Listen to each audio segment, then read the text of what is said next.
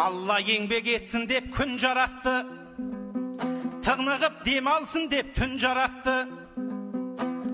Біз жүрміз уақытымен пайдаланбай, Алла реттеп берген өзі шын ғажапты. Себебі телефонның құлы болдық, іздейтін интернеттен құр ләззатты. Түніменен инста тикток қарап, көзілмей ұл қызда жатты, ұлда жатты.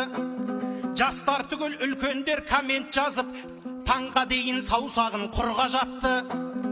Ертеңінде түнеріп жүрет сосын, көріп шыққан адамдай түн газапты. Ерте ұйықтамау басы деп бар аурудың, мамандар дабыл қағып мұңға батты. Қоғамның басты дерті осы боп тұр, айтпасам қызыл тілді тіл ғажап, 30 тісті тіл ғажапты. Міржақып оян қазақ дегенді айтып, ел үшін бастан кескен түрлі азапты. Ұйықтату қиын боп тұр Міржақыптар, оята алмай кеткен бұл қазақты. Әгейгәгім, әгейгәгім, ай.